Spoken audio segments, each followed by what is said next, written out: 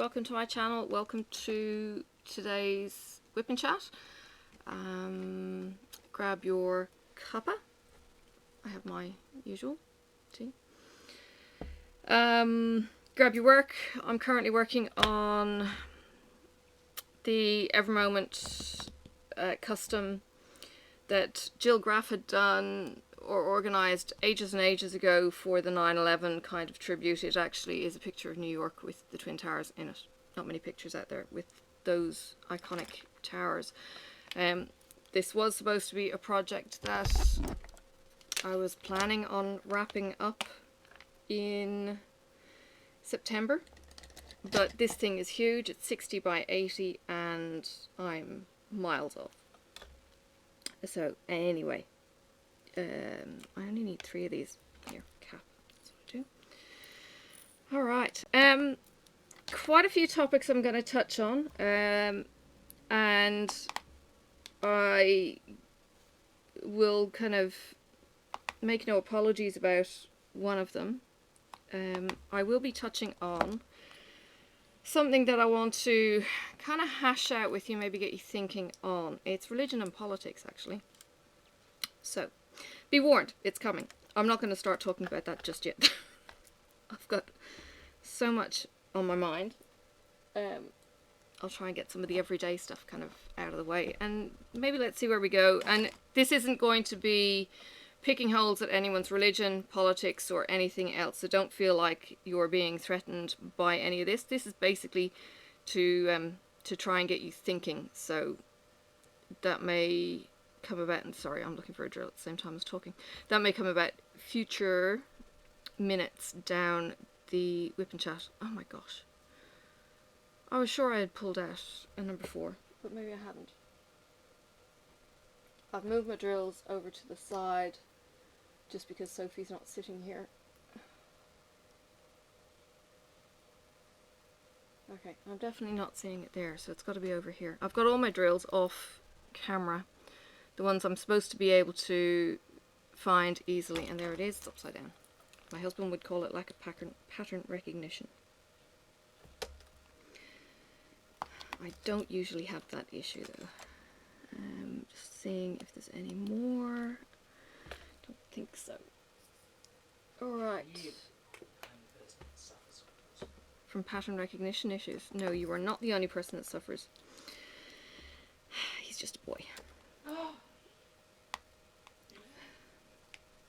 Can you banish the child, please? She's been watching her kids' programs most of the morning. She wouldn't go to bed to go to sleep last night. I think she ended up playing somewhere in the kitchen area, raiding food and all sorts of things, and then came down this morning and I found her with a bowl of chips and a large freckle, which is a large chocolate with hundreds and thousands stuck on top of it. And she was having that for her breakfast. I was like, oh, man. But in the meantime, she slept behind me all night. We don't normally co-share. Last night she was back to my back in between us. So it's like, okay. Yeah. I don't know if I've slept well or not, to be honest. Need one of those too. Yeah, we'll try and get this one out of the way too. I've got lots of confetti.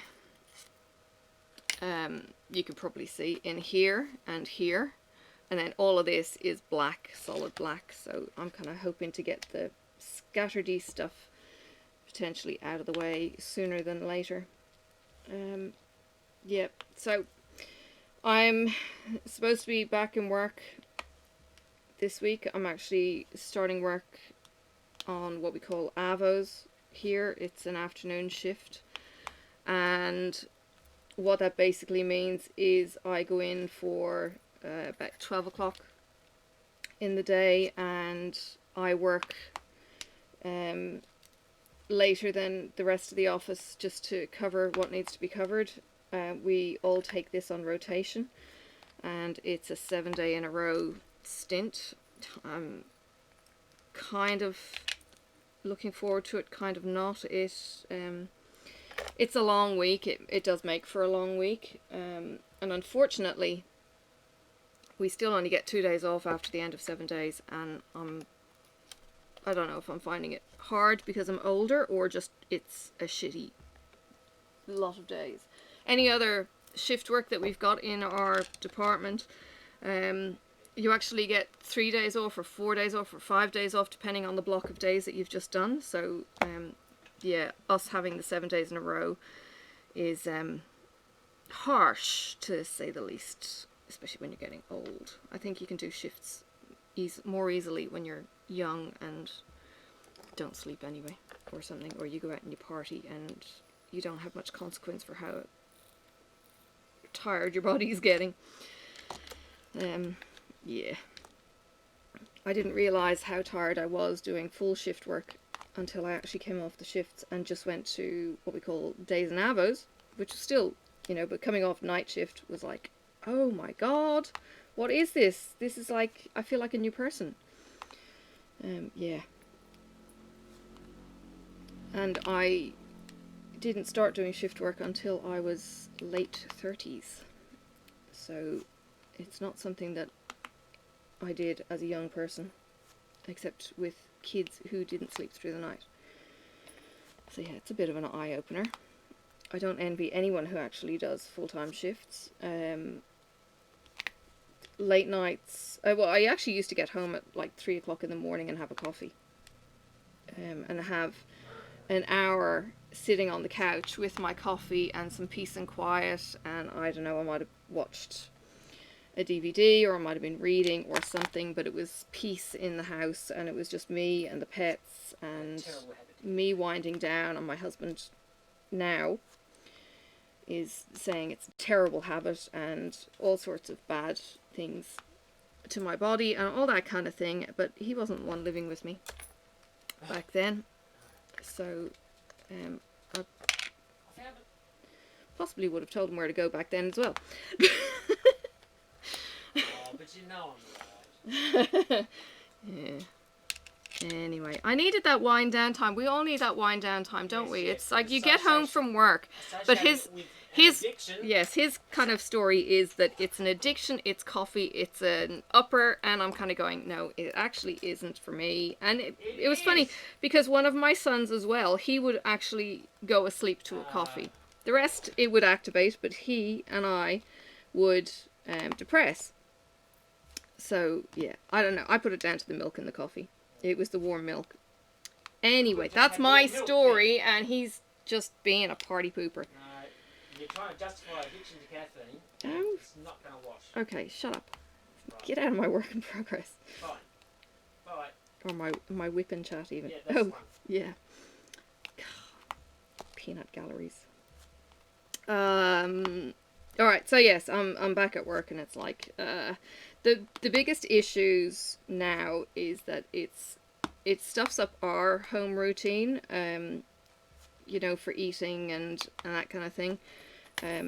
So I kind of feel a bit like I'm putting the whole family out by not being around at a decent tea time, and I don't like eating that late, especially when, you know, hubby is kind of going, go to bed at a decent hour rather than waiting, you know, hours to have the food digest and that kind of thing. But yeah, and you're still hungry at tea time, if you have a chance to choke down some food in that gap that you have. Yes, it's shift work. Pfft, hate it. Doesn't do the body any good whatsoever. But anyway, that's my bugbear. That's where I'm at. And that, oh, found one. Yeah, I'm sure a lot of you can relate to it though if you've done shift work in your jobs, or you've got partners who've done shift work. You see how tired they get, and potentially also how they don't listen because they're tired, but they want to feel like they actually have a life outside of the shift work, and sleeping, it doesn't feel like it's a life even though it's what the body actually needs. Yeah. I remember I used to come home and it'd be night shift and I'd be sending the kids out to school kind of thing, so I might get home from night shift, take them to school, and then come home and then get some sleep. Tried sleeping and woke up around 2. We had the demonic dog down the hill from me, and he was chained on the side of the house that then came up towards our house. So the sound carried up the hill, and it used to do my head in. So a barking dog, you know, in the middle of the day would just stress me to hell and back. And this thing would bark just for shits and giggles, I think. It just went arf, arf, arf constantly, and I did not cop a break from this bastard. And I think I ended up writing a note or sending him, going down to the neighbour and having a look at the dog to see what the run was like, and then having a word with them. And yeah, I don't think we got anywhere. He didn't like my kid playing drums, and I didn't like his dog barking. But at least my kid playing drums was only for an hour at a time. His dog barking was all damn day. And I had the council get involved. They put a barking collar on him, and they said, oh no, there's nothing wrong, he's not barking excessively. And I'm going like, fuck, he's not. It was, I was a Karen back then. Yeah, I was so stressed. It was horrible. If you've ever had the noisy neighbour or the persistent noise, it's okay for a little while, and then it gets on your nerves, and then you know, if it stops, it's suddenly like, oh my god, there's no barking. Oh, peace. And you just get into this hyper vigilant state of angst. It was horrible, absolutely horrible.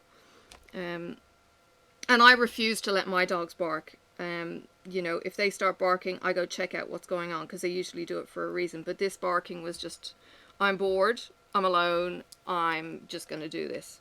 And, you know, yeah. Wasn't pretty, I have to say. I did probably yell down the hill because there was nobody home down there. I was going like, shut up, you bastard. Yeah. But he was ruining my sleep. And then I'd end up having to try and go back to sleep, you know, after tea or something. Try and get 2 hours before I went back out to my night shift at 11 p.m. when it started. Ugh. Yeah. Yeah. Not fun. Not fun at all. Anyway. That was a long time ago, thank God. But I think the body remembers what shift work is like. It's just... Oh, yeah. Alright, so yeah, back at work. We had a beautiful morning this morning. I actually took my coffee and sat out on the deck, and Sophie ended up joining me, and my only issue was I didn't get back up and get my hat to keep the sun out of my face, but I was trying to get some vitamin D, so I had my top off, had just the vest underneath, you know, trying to get some sun on my skin, as well as the pills in my body, trying to get the vitamin D in, as you do. But it was gorgeous, it was mild, it was lovely in the sun. Now I know why my dog Mocha goes up there first thing in the morning into the sun at the top end of the house, just to soak in some rays. He is a cat lizard dog. He's actually a beagle, but yeah, he does all things lizard-like or cat-like. Yeah, the cats do it too. Godric was sitting out in his run, and he was watching a bird up on the roof, and he was doing that, you know, lower jaw wobble and kind of, you know, dribble as he was watching the bird, as if he could catch it. So yeah, it was quite funny watching him. And he was sitting in a sunny spot as well, doing that. I did consider taking the cats down to a vet to have them all given the once over, particularly my skinny one who may have overactive thyroid. And I was like, I don't know, he seems to be okay. Yeah. I don't have the money, or no, not that I don't have the money, I probably would have the money if I needed to treat them. But I'm not in a position where I can give daily pills easily, just because of how their entrance is. Not because I can't give pills to a cat. I actually find that really easy. But I don't know. I have maybe a weird attitude to spending lots of money on pets.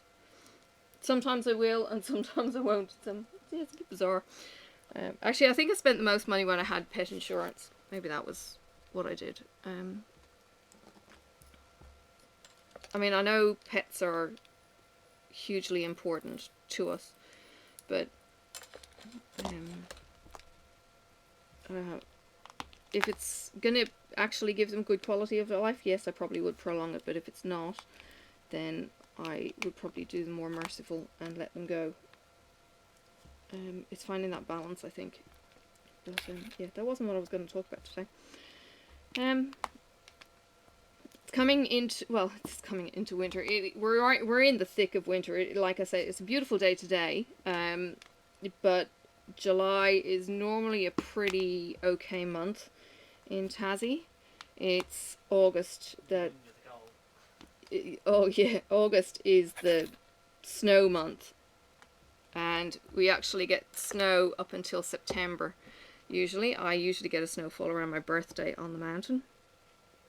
But August is going to be just, you know, wall-to-wall, bleak days, freezing cold. Not necessarily raining down here, but it rains up on the mountain, which is actually snow up on the mountain that high up. It's 1,200 meters. It's high for the, you know, down there is water, and, you know, within 10 kilometers, not even 10 kilometers, 5 kilometers maybe as the crow flies, to the peak of 1100. So it's, yeah, it's quite spectacular, this little town. Again, just double checking. There are no more of those. Yeah, I don't know what it is in feet. No, not doing F. Okay, Google. Convert 1276 meters. Oop. 1,276 meters is 1.276 kilometers. Oh, that's handy. Okay, Google. Convert 1,276 meters to feet. On the website joshmadison.com, Okay, they say, Google. Convert is a free and easy to use unit Okay, conversion Oh, program. good lord. Stop. Google's being a douche. Okay, Google. Convert 1276 meters to feet. 1,276 millimeters is equal to 4 feet 2.236 inches. Okay, ignore me. Thanks. Oh, I was trying to help you. Alright. Now, what else is going on? What else is going on? I haven't caught up on a lot of videos lately. I have been stitching on the couch. I have been catching up on Doctor Who, which has been really nice. Binging, my husband says.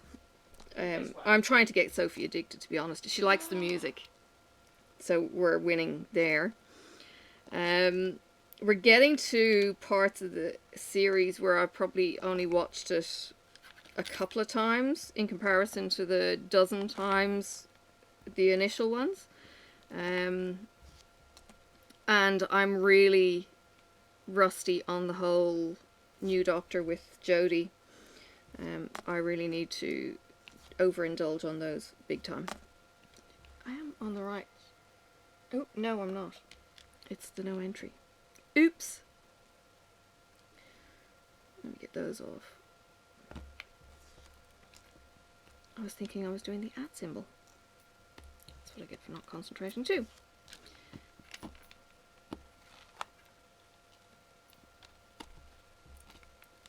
Dear. So it's now a reverse WiPnChat. Ah, and I'm sticking. Joys.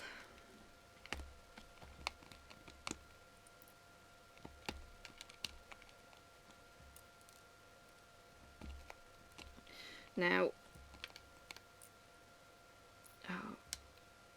I am in this whole kind of health thingy that I'm looking at doing, or not, trying. I downloaded an app called Easy Diet Diary, which is supposed to be a kind of it was a recommended app when I was on gestational diabetes, but they didn't have it for Androids back then because, well, Android was a bit slow, and it was potentially an iPhone app initially, but it was brilliant because it gave you everything. It was reasonably easy to set up, so I've been using that to try and kind of calorie count. And I have got that one right. And I got you, yeah. And then these, that's the W, and that was this one. So, yeah, they're right. Rightio, back to normal. So Easy Diet Diary is one that we can actually use in Australia because it's got the Australian foods in it, which is handy because you can put in a Woolies product and it goes, oh yeah, it's this. I found Weight Watchers a long time ago was handy, but you've got to pay to be able to use their app, which is a pain in the neck if you don't want to pay to do their meetings anymore. And they're like, I don't know, $8 a meeting. Which is okay for the first, I think for the first 6 weeks it takes you to gather all your booklets together, and then after that you just get going like a page. You can, I have seen, do it remotely. There's either a virtual meeting. Actually, I'm not even sure if they would be doing meetings these days. But I've done Weight Watchers before. I kind of know the routine, and the food logging is the biggest thing. Having recipe ideas, I suppose it's handy. But that's not really hugely relevant when you've got a regular kind of menu anyway, because once you know what your portion size is, then you know you're off and running again. So that's that bit of the whole thing. I need to catalogue some things for my session with my psychologist coming up. She wants 20 bad memories and 10 good memories. And I need to get working on that one. That's going to be this afternoon. We'll see how that goes. My dad actually responded to me. He sent me an email asking about the last 7 years while Mum was alive. He's writing his biography. And I sent him an email back, and he's kind of going, oh my god, you've got a great memory. I forgot, you know, these things. And it was like, right, I feel like I've got a crap memory. And I've blocked out a whole heap of things. So, yeah, that was interesting. Having him say that. But then he's 93. So he's a lot further on than, you know, and a lot more events to fill in than me, being 47.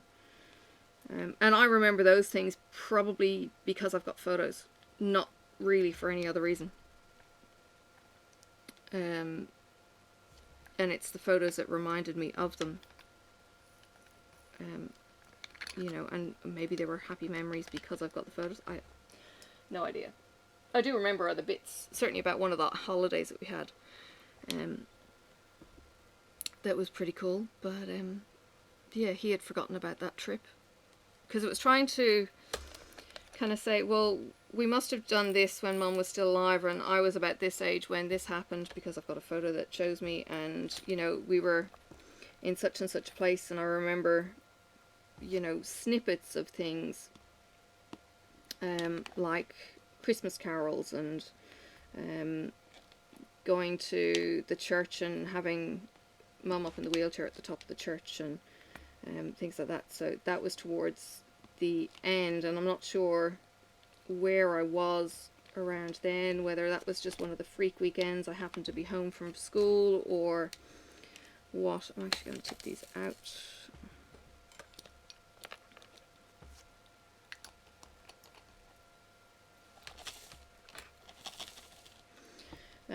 So yeah, interesting, and be really interesting to see what he says in his biography.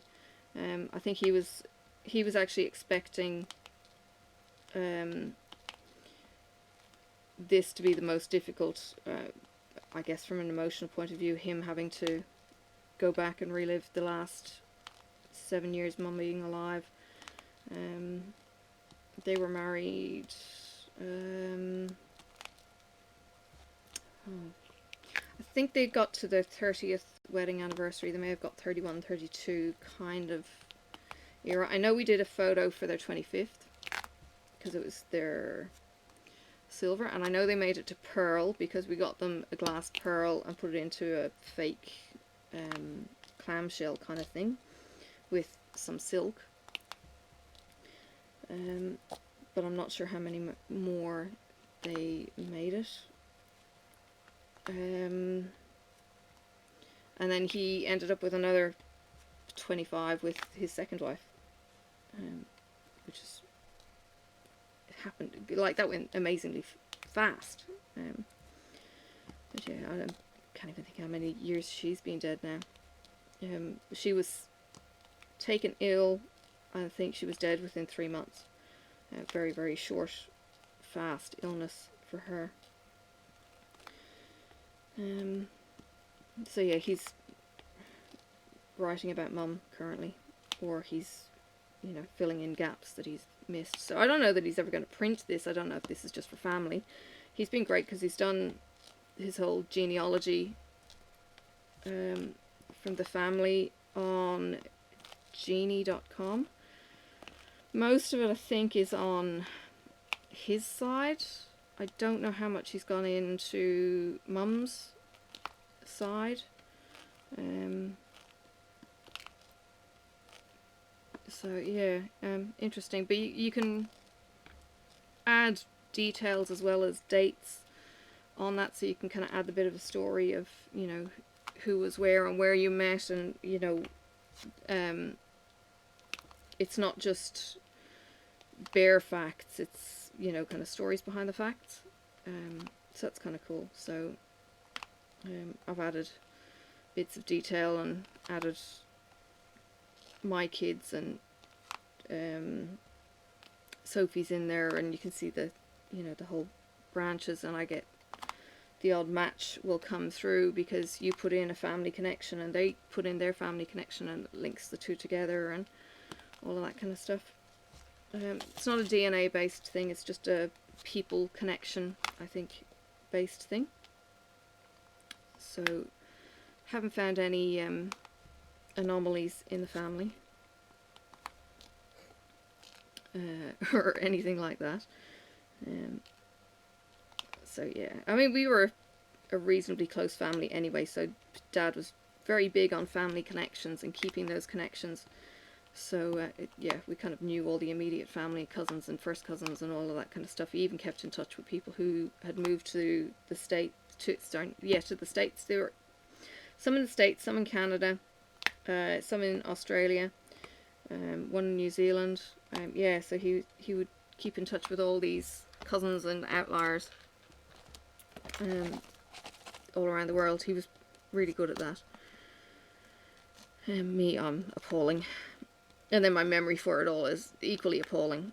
Like, I'll remember a story, but then not remember who it's necessarily connected with, and then I'll kind of go, oh, and you know, it's like, hey, how are you? And ask them about their husband, and know that their husband had died, you know, years ago, but not actually put the two and two together, kind of thing. I was like, oh, so yeah, I'd rather just keep my mouth shut and let it pass obliviously by me, or something. I don't know. Yeah.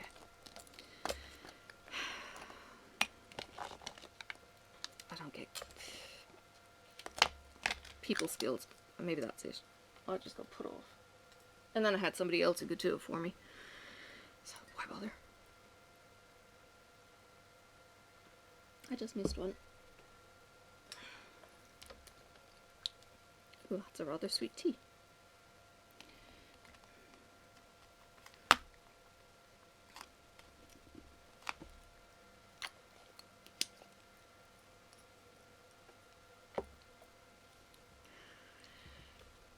Little brown piece. Where? It's a funky little cross. And I was sure I had pulled it out. There it is. Alright. Look, we're about the half-hour mark in. Let's get down to the whole hypothetical thinking, and this is all that it is. It's hypothetical thinking. Somebody said something on a video I was watching, and it was about the family's stance on politics and how they were then being treated as if they were racist and anti and all this kind of thing. And I got to thinking, you know, they were relating the story, and it was almost like, you know, we have falling out with people over religion and politics all the damn time. You see it. You know, people will say, we don't talk religion, we don't talk politics on my channel or on my group or anything else. And it's like, yeah, okay. And I've seen some comments lately on Facebook or otherwise, and people do get rightly beat in their bonnets about politics and opinions and everything else. And I got to wondering, what is it that gets us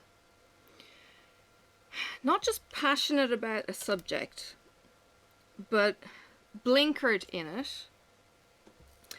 And what stops us being able to listen to the other person's point of view? And I kind of got thinking, you know, religion is a big thing. You know, I was brought up an Irish Catholic, and you had your rules and all of that kind of thing. But it was also a way of life.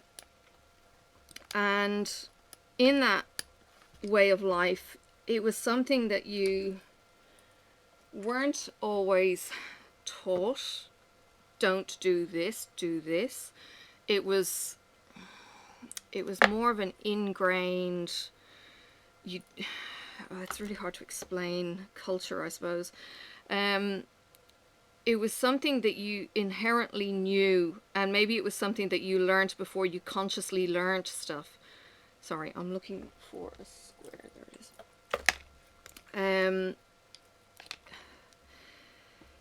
And look, my words might come out a little bit jumbled. I really don't mean to cause any offense to anyone or anything like that, so please just bear with me as I'm muddling through this kind of thought process. I kind of wondered though, is it based on knowledge, or is it based on a belief and a faith in the politics or religion that you can't explain, but if you're challenged on it, you kind of feel you've got to dig your heels in, maybe, or you've got to stand your ground, rightly or wrongly, and you have no basis of proof that you can emphatically say, this is the proof that this is real. So, hang on just a second. I'm missing. Here it is. Okay. So, let's go on a faith-based thing, right? We've got people who will say prayer heals, for instance, okay? And you've got other people who will poo-poo that idea and kind of go, no, don't believe it. You're not going to be healed by prayer. Now I've seen both camps. I've seen the preachers preach for healing, and I've seen the people kind of say, please pray for me, and you know, and you've got some people who will say, I have seen miracles happen. I've had people say to me that we don't see miracles happen in the first world countries because people rely on medicine or other things. You see these miraculous healings in places like Africa and things like that, where you actually have no choice. You have to either believe or you have nothing. And you know, they're maybe basing it on what they've seen or something, and then there's the cynical in you, and you might be kind of thinking, no, it's not real, it can't be real, it's just, you know, it's a dream, or it's a relapse, or you kind of, you know, see people, you know, for using the term slain in the spirit, when the pastor will preach over them, they put their hands on their forehead and they fly back and lie down kind of, you know, in a big heap, and then they might jump up and start jumping around, and it's kind of like, well, is it adrenaline, are they really healed, all of that kind of stuff. And then you've got people who will question because they are in emotional agony and turmoil, having a faith crisis, and they will go, well, where is God? And, you know, they will rightly pray and go, well, God, where are you? And they will get no response. They hit dead air. I've had it. You know, where I'm praying and I'm getting dead air, and I'm kind of thinking, well, where the hell are you, God? And then I've had other moments where I've kind of gone, okay, there you are, and there you're showing me where you are, and stuff. But can I prove that to somebody else? My faith is very much my belief. Now, I might be a bit different from most people in a faith journey in that I'm happy to debate the thing, and I'm happy to discuss. Some people just can't deal with the debating and the discussion, and will go into a meltdown, and they can't process, and they just blindly believe what is told to them. And it's the same, I think, in some political fields, I think. And they don't go in fully knowledgeable. They don't go examining. They don't go testing. And this is one of the things that, you know, you're told in the Bible, test God on this and see that his word is true. And, you know, so you can challenge. I think people are afraid to challenge and be challenged. My husband now he has always been a liberal. He was a young liberal as a young Takes on a different meaning teenager. in different countries. No, 20s. 20s. Okay, as a young liberal, normally they're... I was a young liberal. No? No. I was a full member. Young liberals are like Kiddies. students. Okay. So he was a full member, and he... anyway. So he's always been liberal. So he will give me, you know, political kind of conversations. And I had a colleague in my office that was very switched on when it came to politics. She ended up working in the legal sphere for a little while for one of the political parties. And I don't understand it. I don't pretend to understand it. I hear labels of liberal and left-wing and right-wing and, you know, communist, Republican and Democrat. It confuses the hell out of me. Absolutely confuses the hell out of me. All I know is, are you somebody I will put my trust in, or are you not? And the parties and the party loyalties, I don't really have, you know, an allegiance to. Yeah, he said, my husband just said, maybe it's because I'm a social animal, not a political animal. My ex used to tease me because I didn't know even the name of the Taoiseach in Ireland, the Prime Minister in Ireland. And, you know, he used to belittle me on the fact that I didn't know, because I didn't give a shit. It was, are you supporting what is falling apart here, or are you not? It was more a holistic thing rather than a who you know, how you know them, and how big a dick that you can swing at them. You know, that kind of thing just pisses me off. Really, really gets on my goat. The whole, I'm bigger than you, I'm gonna, you know... Sorry? Stop it. So from that point of view, I'm not clueless, but I choose not to get involved in ego. Maybe that's it. So I'm seeing a lot of ego at the moment. I'm not liking what I'm seeing, because it's not about community, it's not about helping people, it's it's about putting people down, it's about bad-mouthing each other. That's not something that we're able to, that it's not something that we see happen an awful lot. There's sledging, there's a little bit of teasing and piss-taking in politics, but the slandering and that kind of thing, yeah, I don't maybe entertain that too much, and maybe that's... There's a lot of nastiness involved. Yeah, there is a lot of nastiness involved. I'm not sure how much you're going to pick up on my husband on the side, so I'm going to try and echo what he's saying if he says something worth adding in. But This is rare. dear. So yeah, I'm not into the backstabbing and the tall poppy syndrome we get in Australia. That's actually a big thing here, where you see somebody kind of rise up and they will be slammed down by the others and that kind of thing. We do get a lot of that.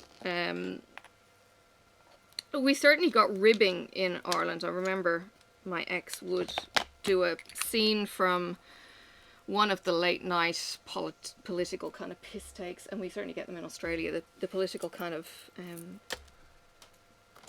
chat that we get can be really quite funny and intelligent. There's The Project is one of the shows. It may have changed its name, but there's quite a few political smart people in there that don't take sides, and they will drill down to, well, what is the issue? And it's really, really good. There are some very poignant pieces that have come out from things like that. So they're intelligent debates, and I really like the intelligent debates. I don't like the smarmy. I don't like the putting down. You've got the likes of what's her name, Greta, our little 14-year-old from Denmark, who started saying that there was big issues with climate change and all that kind of thing. And I'm not kind of saying that climate change isn't happening. The climate is changing, yes, but is it changing because of what we're doing? Is it changing because it's just a natural life cycle of the world? Or is it changing because the world is getting screwed over by production and everything else? What are we doing to help it? And seeing some of the lockdowns and COVID and, you know, temperatures and all that kind of thing have changed, and it's like, oh, okay, you know, we do need to be a little bit more conscious. But it's trying to have the factual information rather than the hype and the bullshit and the story. And then, of course, we hear one story and, you know, you get the 5 seconds of fame before it moves on and it's another story, because you just don't have time. And then you don't hear about the big oil spill back in the 90s that absolutely decimated you know, some parts of the States, you know, and you don't hear about the plastic island that's floating around in is it the Atlantic or the Pacific or somewhere, that's swirling around in the middle? There's one in each ocean. Oh, there's one in each ocean. each. At least one in each ocean. And that's not necessarily even the microplastics. It's not just it's big stuff. And then you have got the small stuff. And then, you know, there's the kid who went out in his boat. He may have been Australian. He went out in his boat and he learned how to recycle the plastic that was in the ocean. He designed this plastic scooper thingy, you know. I hear crafters say, do you keep these drills or do you bin these drills? These are microplastics. Well, these aren't actually microplastics. These are big. Microplastics are even freaking smaller, and they're destroying, you know, wildlife. I'm watching the Octonauts 24/7 with Sophie. She's an avid fan, and they have an episode where you have the Octonauts with the spinner dolphins, for instance, and they're swimming through debris and plastics. And there's other episodes where they cover, you know, other things that are environmental, for instance. I have this bracelet on that's from 40 Ocean, and every month you can actually subscribe, get a bracelet which is made out of recycled glass. So you get a different color for each month, and for each bracelet that you don't buy, you pull a pound, I think is what the initiative is you pull a pound of rubbish from the sea. They basically have people on the beaches over in the States or worldwide pulling rubbish out of the beach. Where it goes after that, I don't know. And this is the thing, we talk about recycling, but you know, we put it in a bin in our kitchen, we put it in the bin on the curbside, and then what happens? Are we really aware of what happens? Is it just political pandering that says it's actually being recycled, or is it just being trashed in some other shape or form? You know, and there's the being informed and knowing, you know, is my local constituent doing what they say they're going to do? Are they being held accountable? Do they even have time to make any changes in the time that they're in office? There was something I was reading, and it said that Are you spreading yourself a bit thin? no, shut up, go away. They were talking about how much power or not the president actually had, and I think they were suggesting that, you know, over in the States, and again, coming from a Irish Australian, so I'm not fully in the know, but how it's not the president has much of a say, it's the governors and it's the state, you know, ministers. We have similar kind of things here, and again, I don't understand fully the whole, well, I do, because you're voting not for big chief sitting in the big chair, you're actually voting for the little people in your local areas and all that kind of thing, and it's all kind of weird.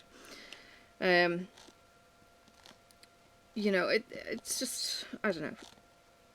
Do you know what it is that your people stand for, and do you know who it is that you're actually having a say in? Like, yeah, in Australia we don't actually vote the Prime Minister in, you vote in the party, and they vote the leader in, or they put the leader in, and you know, it's different, but you need to do the research, and research takes time, and to be honest, people can't even read rules in a Facebook group. They can't even read the instructions when you're signing into a group saying, do you agree that you will read the rules? Because, you know, the next thing that they do when they join a group is they say, hey, and they ask a question, and I'm kind of thinking, if you'd read the damn rules, it would have pointed you where. And I'm admin in a group, and people come into the group and say, how can I order? It's in the announcement, the top of the page. You can't bloody well miss how to order. Read the damn page. So you can't even get people to read social media properly. So why the hell would you expect them to read anything that's going to give them any ounce of know-how when it comes to politics, religion, or anything else? So you've got people just going on faith. And when you challenge their faith, and when you challenge that they don't actually know what they're talking about, I think people then get riled up and will attack because they don't like being called out. And I think that's when you get the whole, I don't know, stupidity happening. Not because they know what they're talking about, but because they're just defending what they think they know. And not the intelligent conversations. So that's just where I'm kind of think we're at, that, you know, we aren't as smart as we think we are. We don't take the time out because life is busy and there's so much information coming in that we just cannot process it. We're not really living in our local communities anymore. We're living in a global community, and there is just so much information coming in from a global point of view rather than your little hometown of 800 people that you would have been in maybe as a different kind of social network you know, without the internet, without the, you know, olden community times when you knew the people around you. It wasn't a case of knowing all these issues that are going on in the world, and it is too much to take in, and it's just overload. We've got so many experts in so many different avenues that you have to rely on the experts, and then you have to rely on, well, are they actually telling you the whole truth, or are they just telling you the truth they want you to hear? It's like I heard people criticizing the news because it's left wing or right wing or whatever, the bloody wings, you know, and they're not telling the whole story on, for instance, Donald Trump, and they're not, you know, you're only getting half the story, or they're editing out the gold bits, or they're just showing you the gold bits to make him look stupid, or whatever it is, and so you can't even trust the sources that you're getting the information from. You know, you've got the mixed information even in history. Did the Holocaust happen? Well, it depends on which history book you look in. You've got, what was it recently? Juneteenth over in the States, and you don't have that history of what happened down in some of the southern countries, southern states. So you've got people who are going, well, no, it didn't happen because I wasn't taught it in school. Well, no, just because you weren't taught it in school doesn't mean it didn't happen.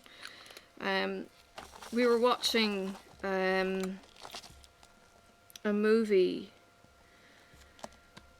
the other week, and it was Holocaust based. I think it might have been called Hunters. Maybe it's a TV series, Hunters, and it showed some of the concentration camps. And yet you've got, and I said this to the 10-year-old, I said, hey, by the way, what you're seeing on the screen there, that happened. That's real, and it's happening again. You know, and you've got some people around the world who are saying, actually, it's never happened. Holocaust never happened. You know, and how they can try and rewrite history. And so you're left going, well, where is the true story? I've had questions over, you know, the Bible, because the Catholics have a Bible that has books in it that isn't in my 52 book Bible. So, you know, they've got books of Maccabees and all this kind of other stuff.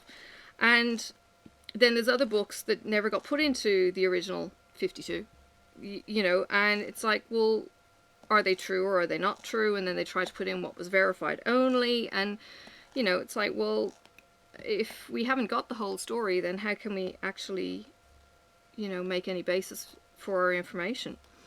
You know, and we get left with the partial that we have to make up our minds on, and in some cases defend it or not defend it. So I don't know, I think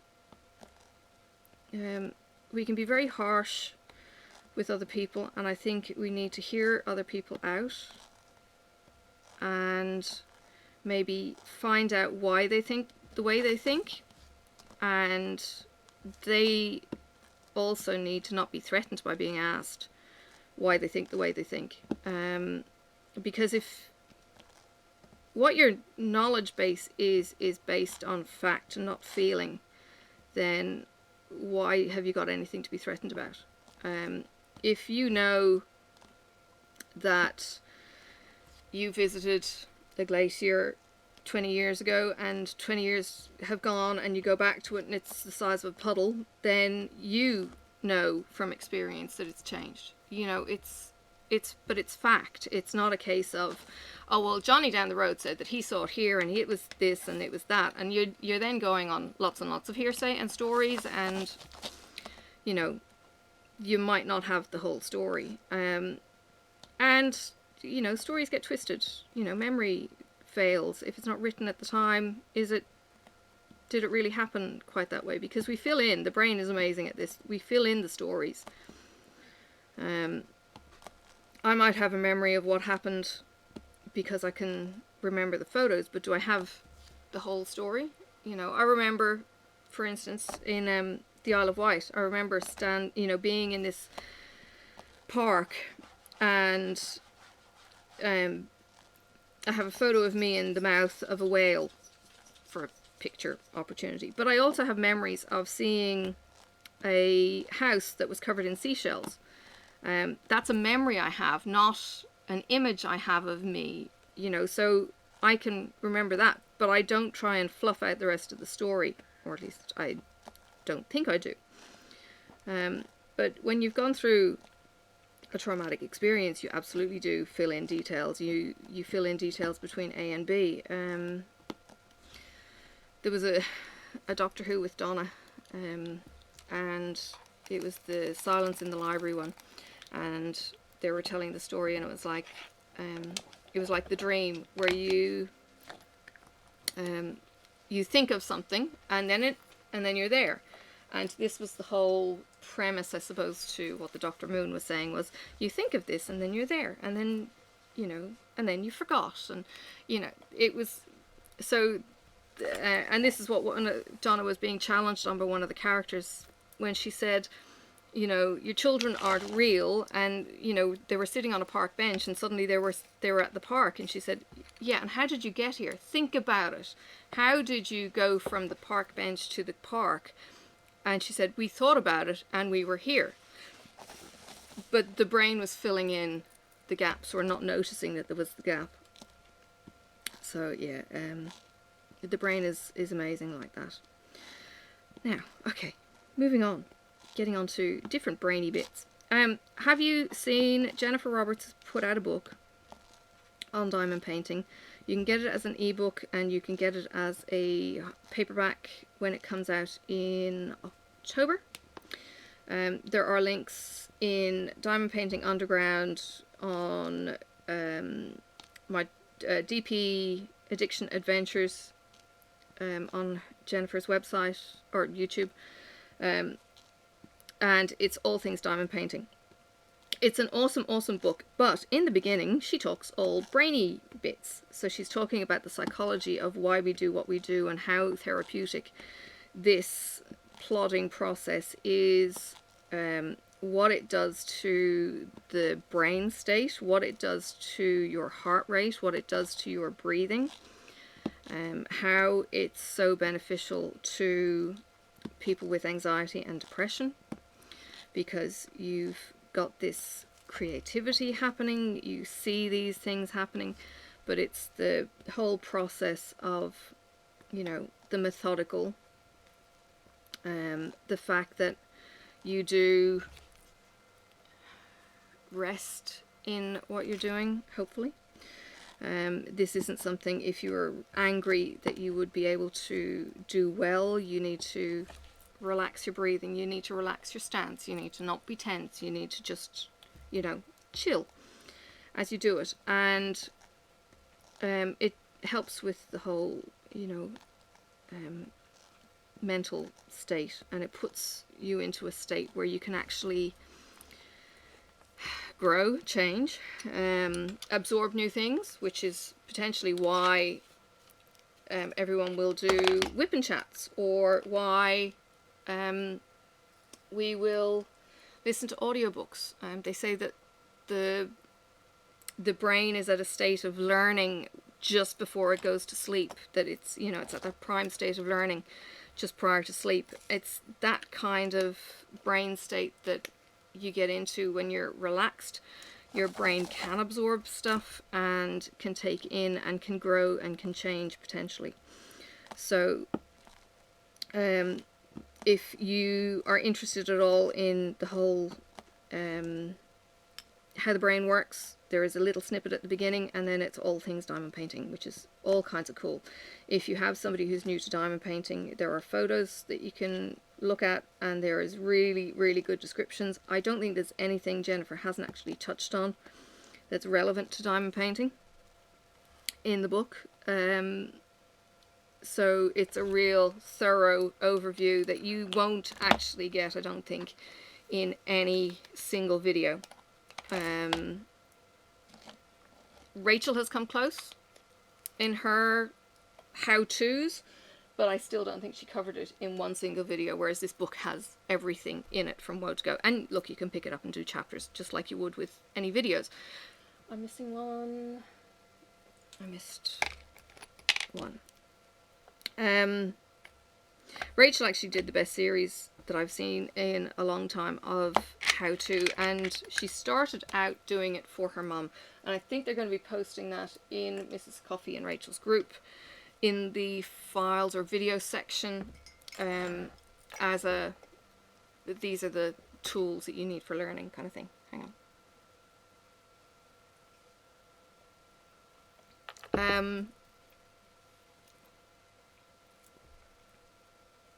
Yeah, so Jennifer's book will be out in October. You can get it as an ebook now, and if you're a bit skeptical about what you're spending your money on, then go to Amazon and download a sample on Kindle. Read the first chapter and see if it's your thing. But the first chapter is not about diamond painting. The first chapter is all about the psychological, so it doesn't truly reflect what is inside the book about the diamond painting stuff. So you'll get her style, but you won't necessarily get the diamond painting nuts and bolts. So don't think that it's going to teach you anything diamond painting from that point of view. But I have sat through Jen's videos because she is a trauma counsellor and I love all things psychology. And she's kind of saying, oh, you know, with trauma, the brain can get stuck in that age when the trauma happened, and you know, she mentioned this and it was like, oh my god, you need to do more videos on this. I wish you would, but she's been busy doing, you know, work, and it's her work, so sometimes you just don't want to take work back and do it as a hobby afterwards. Oh, I think I'm gonna miss the whole heap.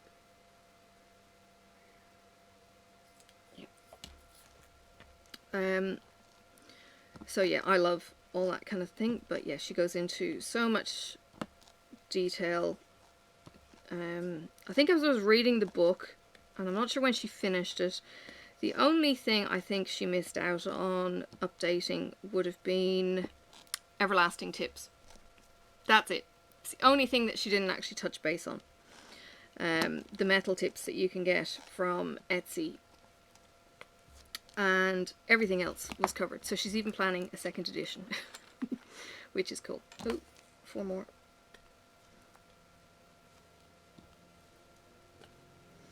And I've got my jar right under the tray at such a precarious angle. I hope it doesn't all spill out underneath. Oh, 1 more. Jeez Louise.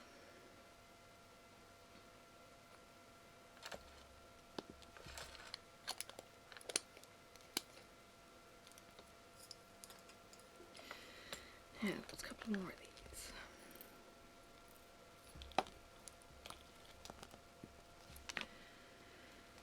Alright, I'm not going to get this done by the end of my whip and chat. I might get all of this coloured stuff done and then I'll let you go, and then I'll keep going with the black. Oops, wrong way around.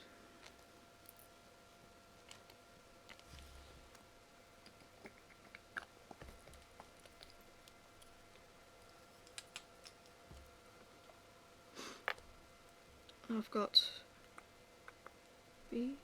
Oh, I forgot to take out the R.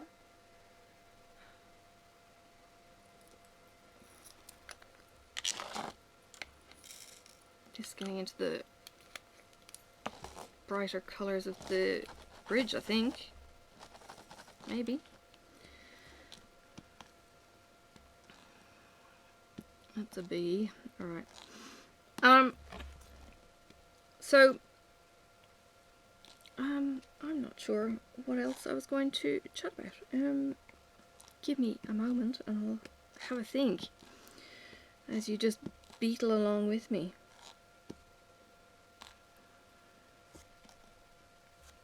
Oh, I must do that video showing how to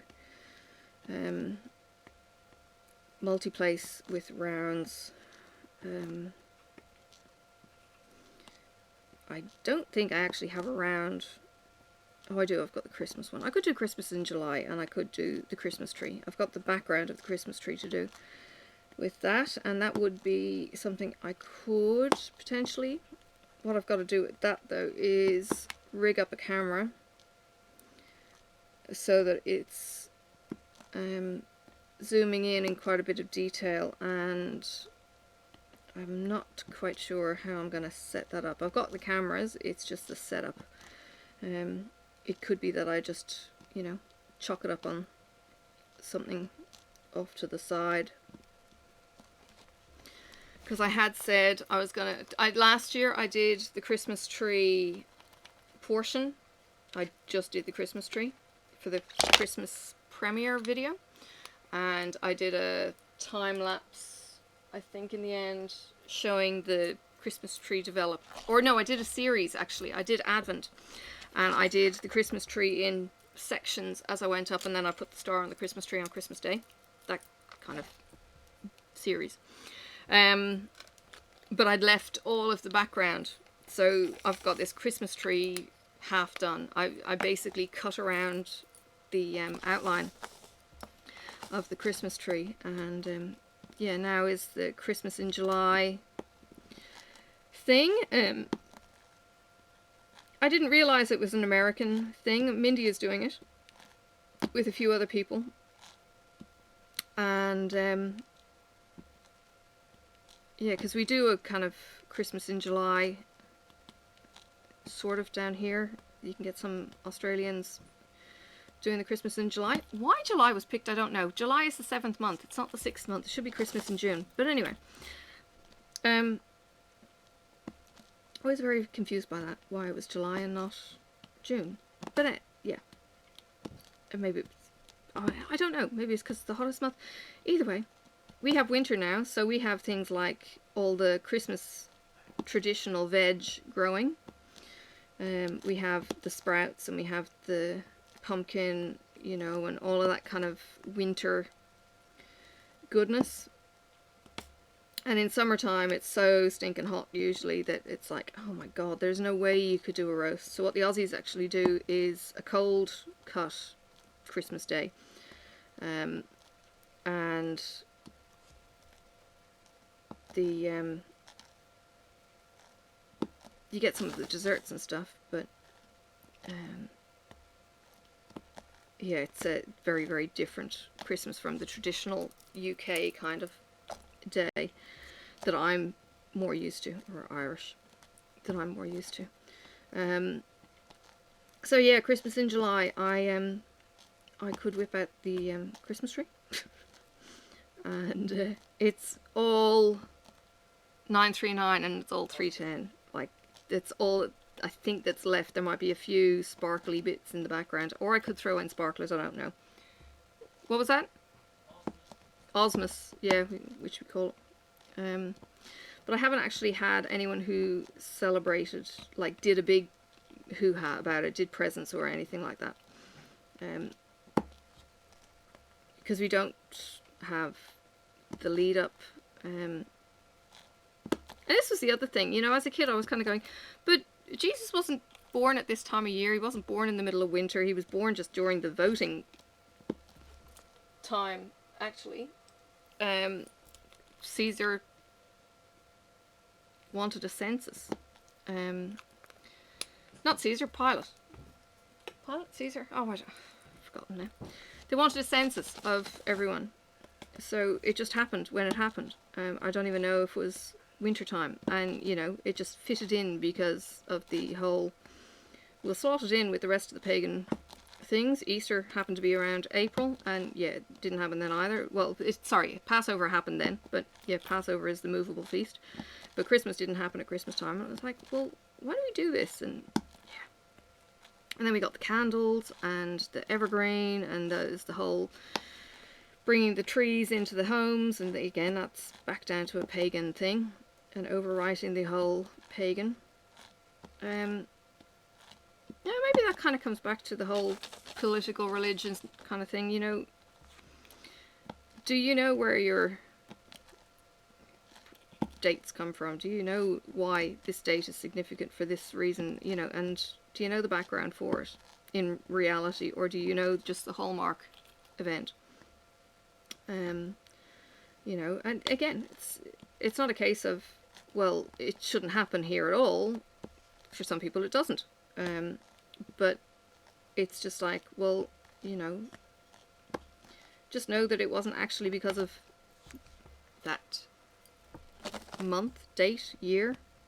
It was because of the festival that happened beforehand, that the priests decided, well, we're going to take over from Samhain, Halloween, or we're going to take over from the other tradition of bringing the tree into the house, or we're going to take over from this, or we're going to, you know, blend the two and muddy the waters a bit. It's a bit like watching the very beginning of Tom Hanks in Dan Brown's Da Vinci Code, and he's talking about symbols. And he kind of, you know, he shows a symbol and he goes, that's not what it was about, and shows the actual origin, which is maybe back in Egyptian time, or, you know, that kind of thing. You know, but yet you get people hot and bothered about, oh no, but it's, you know, it's like, it's not actually. Know your story. Yeah. There was, now I don't know that this is factual. I don't think it's fully factual. We were watching Gods of Egypt? I think it was Gods of Egypt. It was a Gerard Butler movie, and it was the gods of Egypt. It was Isis. No, it wasn't Isis, because she's a girl. It was Osiris, and it was Set. And it was the gods and how they were fighting, and there was something in the movie. They were building a big tower to Set. Oh, I'm pronouncing his name wrong, sorry. But they were building the big tower, or it was Osiris's tower, and I was looking at this going, holy shit, it's an obelisk. And I'm kind of going, okay, here's the irony. There's an obelisk, which is the, you know, the Washington Monument. That's what I call an obelisk. All of those kind of things are scattered around the world. Illuminati, blah, you know, go for conspiracy theories. It's a lot of fun, actually. But the obelisk, and I kind of thought, oh, that's really funny, because when I was a kid and Pope John Paul II, God bless his cotton socks, came to Ireland and had over 1 million people in Phoenix Park for Mass, he did it at the obelisk, the Egyptian sign of the Egyptian gods. And it was just like the irony of the Catholic priest having Mass with over 1 million people in the park next to the Egyptian monolith, and, you know, how it's just the irony, you know, of people maybe, you know, supporting or not supporting the Nazi swastika, you know, but yet on the symbols thingy at the beginning of the movie, he's kind of going, oh, but the swastika was this, and it was turned at an angle, and it was reversed or whatever, and it meant something completely different, meant something peaceful, not something, you know, antagonistic or, you know, white supremacist or anything like that. I was just like, again, know your facts, know your history. That kind of thing just, yeah, it really interests me. But again, I don't have time to do the full research, but, you know, if I could pick up a book and say, oh, this symbol relates to this, and this religion's holiday relates to this, and, you know, it all kind of falls into place. And, you know, we've got Aboriginal elder stories here, and Australia's only been founded by white man a couple of 100 years. So these stories were pre-white man, pre-religion, okay? And they've got stories of the snake and the sun and all of these stories that I don't know enough about, but they've got the history of the godlike, and Dreamtime stories is what they call the whole thing. But you can actually follow a series of what these Dreamtime stories are, and it's basically telling how the world began.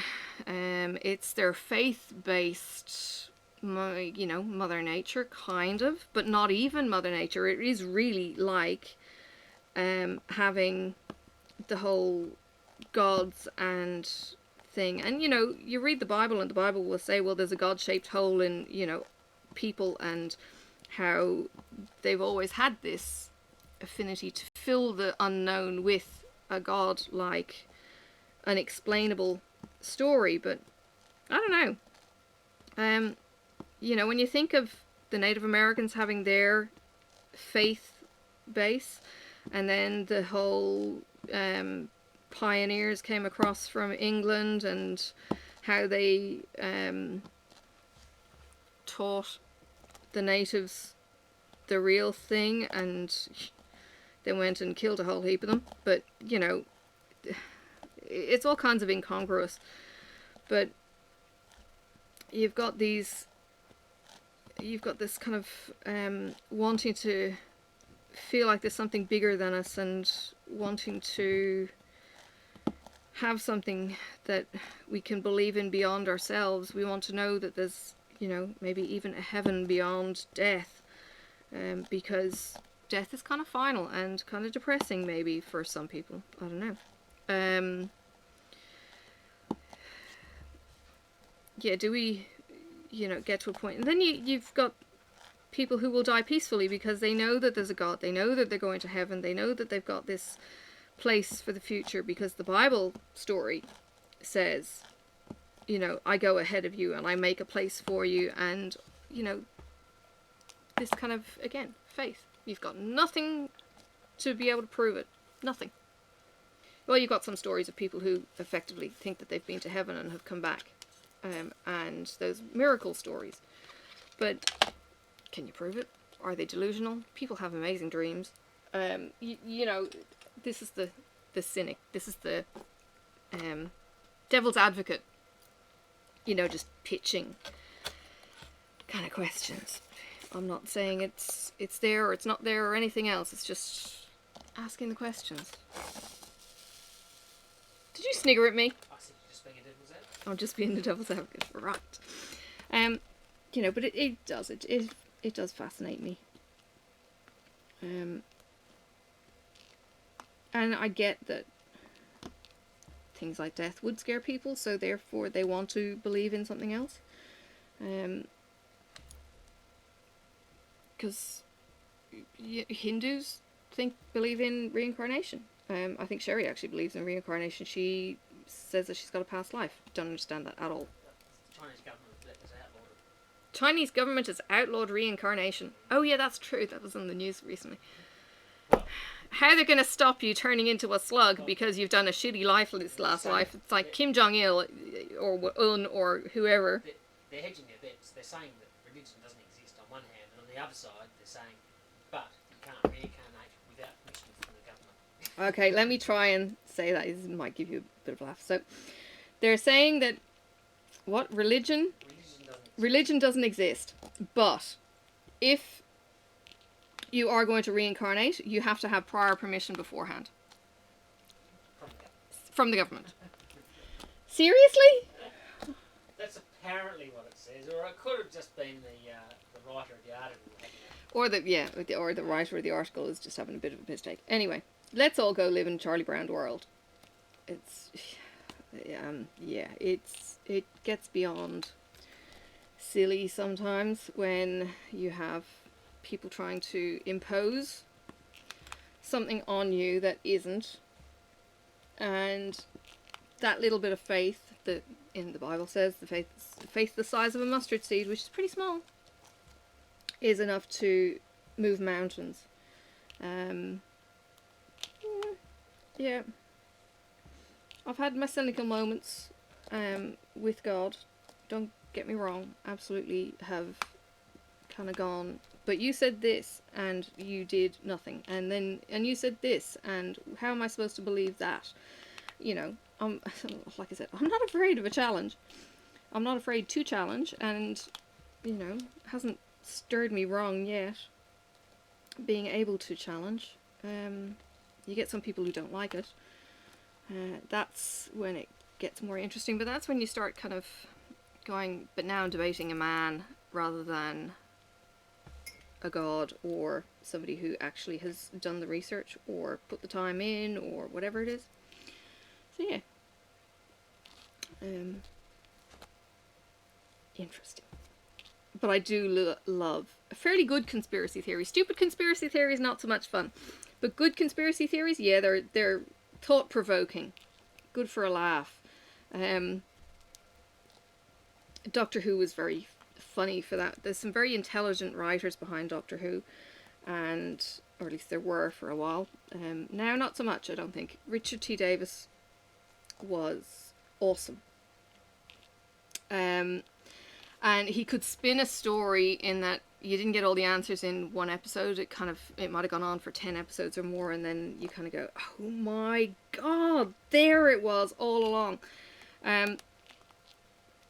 But he would sometimes bring, not political issues. Jodie Whittaker, when she first joined, did do a couple of political stoushes, and it was like, ooh, ow, that was a bit nasty. Like it was a real jab at something in particular. Can't remember what issue it was, but it was like, oh, no, that was a bit underhanded.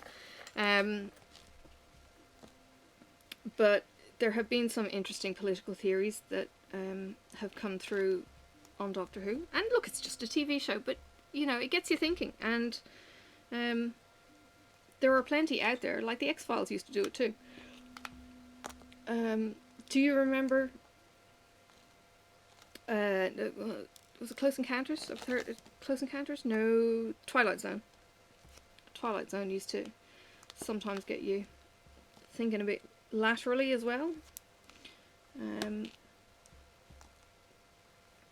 There was a couple of freaky ones, but yeah, there was a couple of ones that would make you kind of go, oh, you know, I wonder.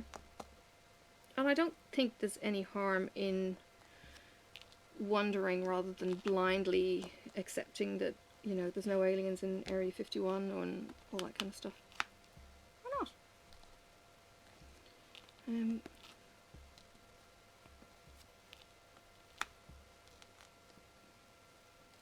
Maybe it's not aliens in Area 51. Maybe it's just nasty men with political prisoners, you know, just putting some ideas out there. Maybe it's like a Guantanamo in the middle of the desert. I don't know. Whatever happened to the storming Area 51 that was supposed to happen last year, or this year even?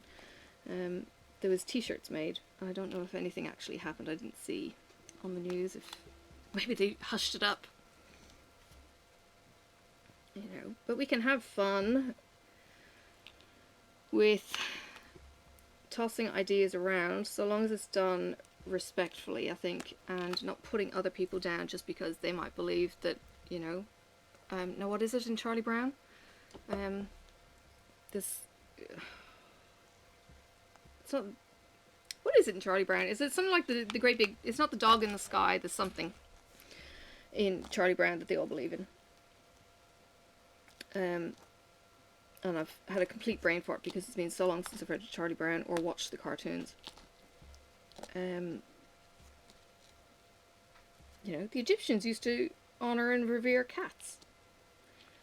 Not that I'd go so far as that. My cat's pretty special, but honour and revere? Don't know. India, it's donkeys.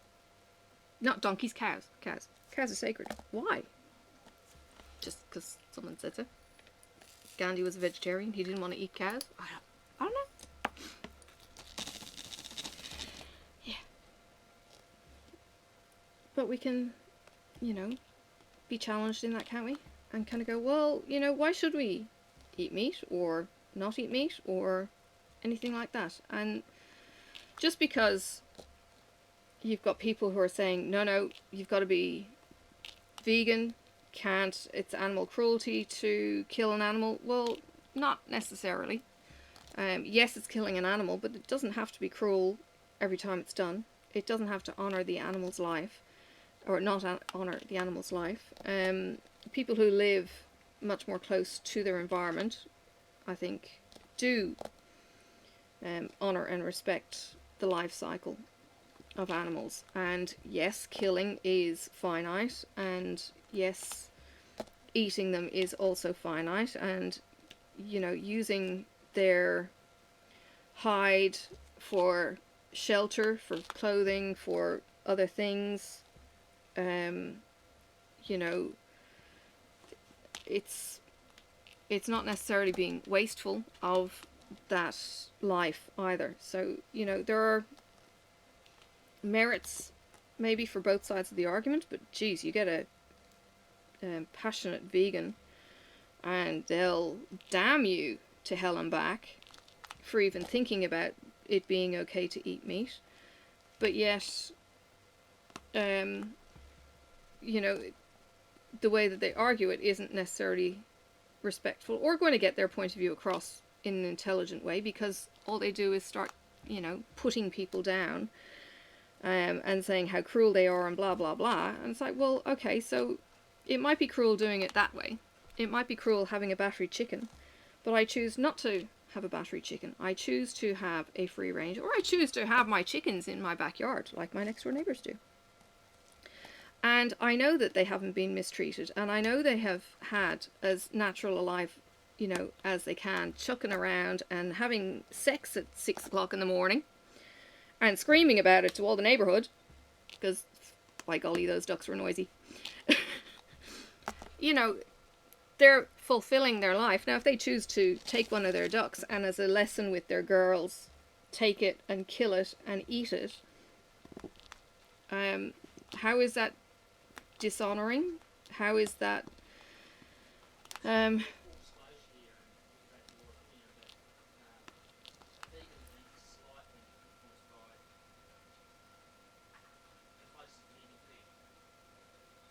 sorry? You think that I'm influenced by him? No, I'm not. No, my son had got into the whole, not veganism, but he had got into the whole friends with that were vegans and very much animal cruelty people, you know, and stuff. So yeah, I mean, I know a little bit, but I'm not gonna not eat my burger or my bacon. Yeah, there might be a place for having a bit less meat in our diet, and yes, cows do take up a lot of resources to grow into meat. You know, yes, we could probably change some of our ways, but it doesn't mean that, you know, you can't in moderation have all things maybe. Anyway. Sorry? Oh, Sophie's up. Which does mean I'm going to have to wrap it up, because she's going to turf off that thing, and then she's going to want to get into the magnets, and then she's going to want to have some attention, and probably even sit on my lap and try and diamond paint. Which is interesting. Hello. She's a hot, sweaty mess. I don't know what it is that she wakes up and she's just a hot mess. Yeah, like, I'll see if I can get her on camera. You think Mrs. Coffee is a hot mess? You coming?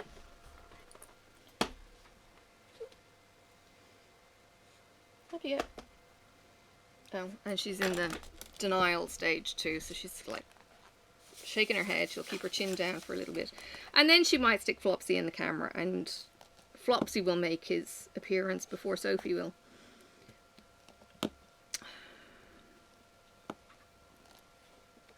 It was really funny. We were watching Rachel, I think, the other day. Yesterday, it might have been. Oh, I missed an ampersand.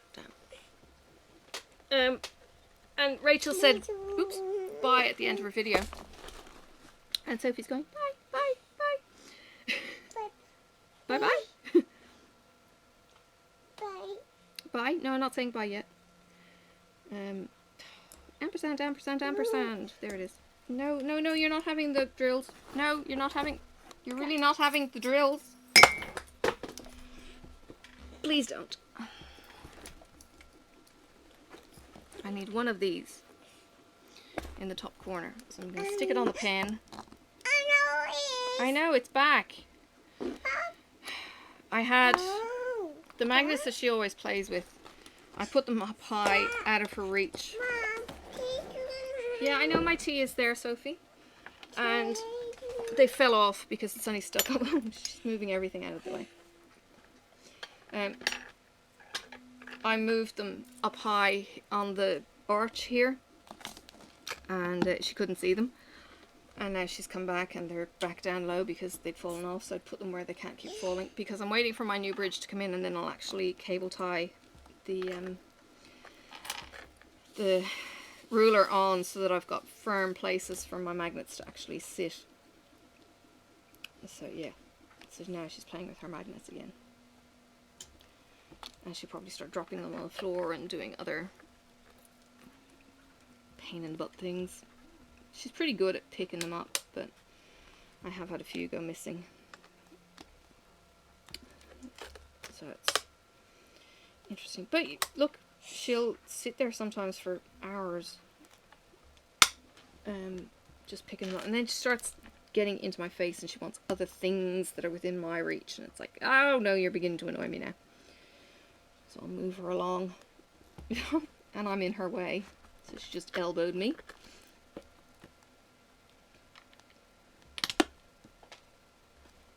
Uh-oh. Okay, you dropped it. Are you going to go get it? Oh. Oh, it's also tragic. Now you're dropping more, Sophie, so that's silly. No, you've got to breathe. Hey.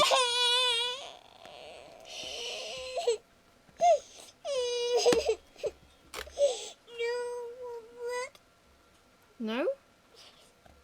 What happened?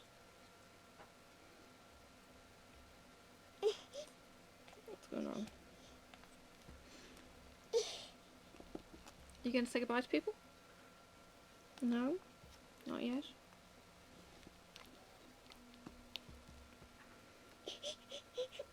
I'll give you a minute.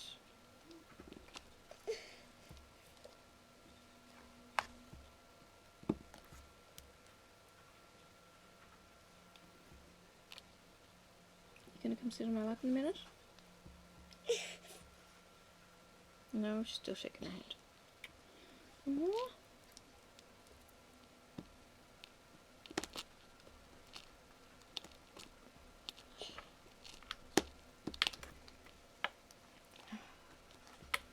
Just feeling some raised drills. That's better. You gonna come say goodbye?